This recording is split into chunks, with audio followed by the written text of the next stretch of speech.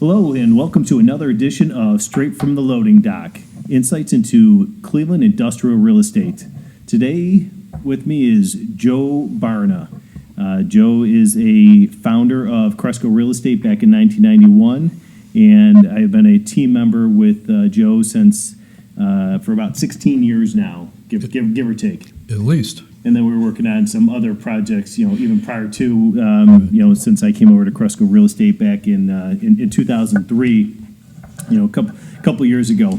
So in today's episode, you want to get a little brief history and insight and evolution as to CRESCO Real Estate. So I thought, who better than one of the original founders, all the way back in 1991. Correct. Do you want me to tell you what I was doing in 1991? High school. Pretty close. I graduated high school in 1991, so more than a few years ago. There we go. We'll hit right to it. So, what was your original vision for CRESCO Real Estate when you guys founded it back in 1991? And I guess maybe if you could take a little brief misdirection on that and kind of tell who were the original founders and what your guys' original vision for it was. Right. We were part of a regional firm, Adler, Galvin, and Rogers.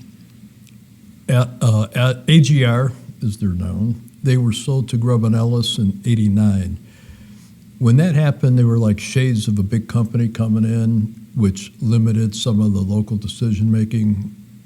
So three of us, Jim Wolf, Fred Christie, and myself, with the help of Dick Adler, one of the original principals of AGR, decided that we were going to start CRESCO. The thought process was we wanted to control our own destiny. Like any broker, you want ownership. We wanted to focus on the industrial market, pick a niche, and be the best in town. So that was the driving force. So you guys want to become market experts in industrial, and that's what CRESCO Real Estate. When I joined back in 2003, CRESCO was known for being an industrial boutique specialized firm. Correct. And as an industrial broker, I had some that I wanted to be part of. So what were some of your biggest challenges that you faced in the early years as you guys got started? The challenges were no different than any new firm. We needed to, we had all the original startup issues. We were worried about name recognition. How do you build a reputation? We knew it was important to bring our clients that we could with us to start out with the base. We needed office space. We needed to figure out administrative support and a process. We needed branding. We needed to deal with the state of Ohio on a name. Financial backing. We needed a database, which was new to the industry for everybody at the time. Everybody had their own way of tracking properties back then. And then we needed like a statement of purpose, an objective, and a plan.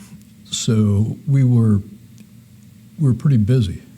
I would say, obviously you're trying to transact business while trying to get all that done and accomplished, and you talk about the database. One of the things I remember, back in the days, you guys had a multi-tenant building market survey that was second to none, and I remember participating in that, when I came over years ago. So, what was the purpose of doing that?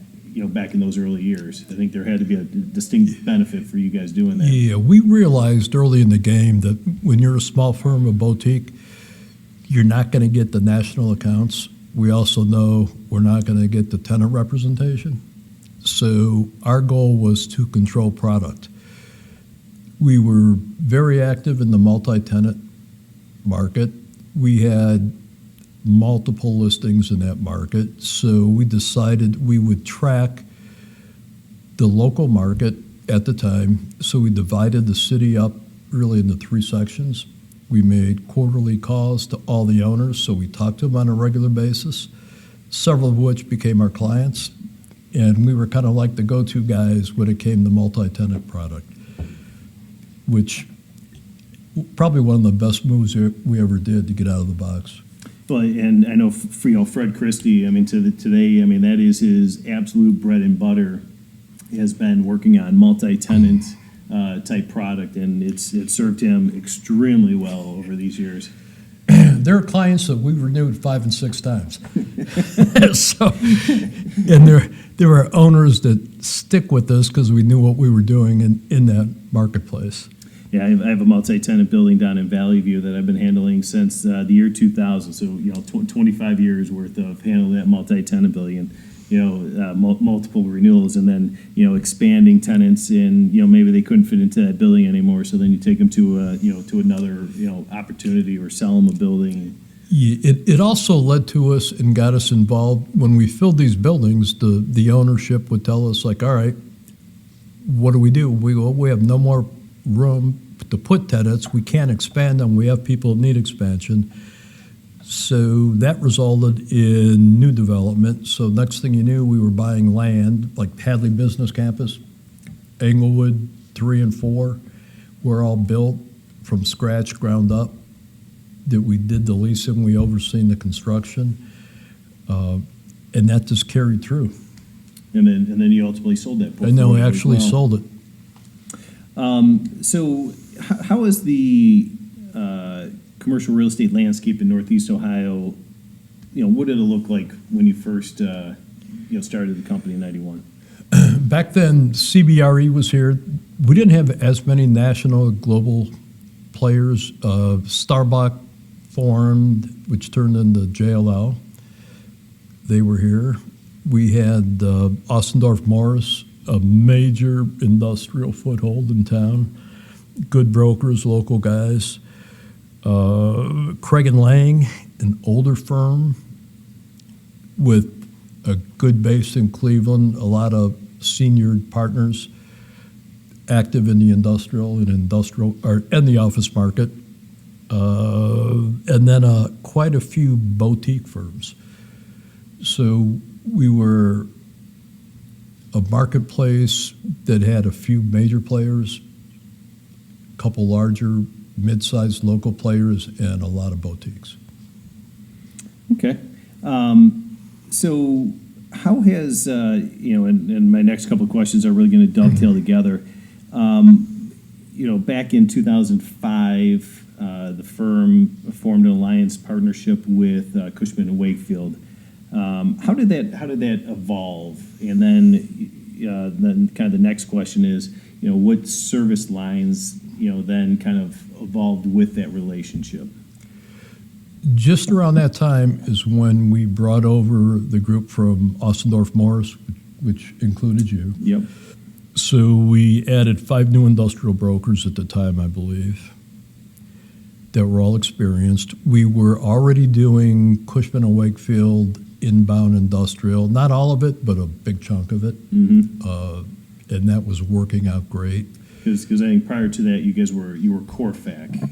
Corfac was a group that was made up of SIORs. Yeah, okay. Which was good, but it wasn't the global branding, right? So when Cushman came to us, it was, we need more recognition and a bigger presence in Cleveland. You guys are doing a big part of our industrial. You're not doing much office. We don't go to you for office. We want to talk to you about either buying you, if that's a consideration, or we can evaluate us opening an office here, or we have this new alliance plan. I think there were 7 members in the alliance. There's probably 30 members today. So they looked at buying us. We really didn't want to sell. The way the company was structured, it wasn't the best thing to do for the partners, the ownership at the time. We knew that it would be difficult for them to come into Cleveland and start an office, because then they'd have to bring all their service lines, property management, project management, appraisal, and that's a big nut to crack, new in a city. Yeah, very expensive. Very expensive. I think our desk costs were like $60,000 at the time I had, and theirs were like 300. That's a It was big pretty easy to disparity. do that math and figure out they weren't going to come. Sure. We looked at the alliance plan and we said, this looks pretty good. And they gave us a contract. So we gave it to our attorney. He hacked it up. We had a second meeting with them. We go, hey, we like this. Here's all our changes. And they kind of said, you don't understand. This is the contract. As is. So we made the decision to become an alliance firm. It, without a doubt, was one of the best things we ever did. I agree. It gave us one of the commitments we made was we needed to make a statement in the office market. Mm-hmm. So with the Cushman flag, it was easier to attract office brokers. Yeah, and that's when that's when Rico Petro came over, Tom West, Pat Reardon. We picked up some very seasoned professionals. Right. Rico was the rookie of the year at CBRE. The other guys were seasoned. Tom West, his family was part of Ossendorf Morris. Right. When he came, that gave us a lot of looks and people scratching their head. So it enabled us to get a presence in the office market. It also enabled us to get a footprint outside of Northeast Ohio. Mm-hmm. We were strong in the industrial. We were starting to build the office. We had clients with needs out of the state. We did a lot of SIOR referral work, but we couldn't tell anybody we had offices. So we basically went from our office to being part of 400 offices overnight, which gave us global research, gave us access to project management, property management as needed. It just opened up an avenue. And the other thing, locally, everyone knew CRESCO. They knew who we are. They knew our reputation. Outside of Ohio, when we're chasing business, that was an educational process. When we became Cushman, everybody knew Cushman. All the law firms knew Cushman. Yep. So it was an easy way to get in the door. Yeah, and now and you know what you talk about the story of adding office. You know, I mean, office now is we had always been an industrial niche firm. Now it's industrial 50%, office 50%, and we have retail as well mixed in there. Yeah. But that the office department really just skyrocketed and has done great things. So we have a couple more minutes here. I want to ask you kind of one last question as it relates to the firm, and what do you think has been the secret to CRESCO's long-term success? I would say we've always treated the associates and people we were bringing in as our clients. We put together the best package, and we always thought the best environment. We always surrounded ourselves with trustworthy, good reputation, hardworking, goal-oriented people. We maximized the resources we had between the Cushman influence, SIOR influence. We had several avenues to go to for leadership outside the firm. The biggest thing that we do, we've been decent at, is changing with the times. The business changes on a regular basis, cycles come and go, and we've been fortunate enough with the right guidance and partners that we've gotten through every cycle. I mean, when COVID came, it was some of our strongest years. Every time it's slow, it creates opportunities, and we've been fortunate enough to capitalize on the opportunities and understand that things change. I think you're spot on, and CRESCO, as I've seen, has always been very entrepreneurial and very flexible and unique, and it's been a huge benefit. Yeah, the benefit to that is being part of Cushman, they don't own us, so we have the benefits of a global firm, but we make our own decisions and we run our own financials. So we can make commitments to people that other global firms can't. Outstanding. All right, well, you've heard it here. That's another edition of Straight from the Loading Dock, and we look forward to talking to you soon.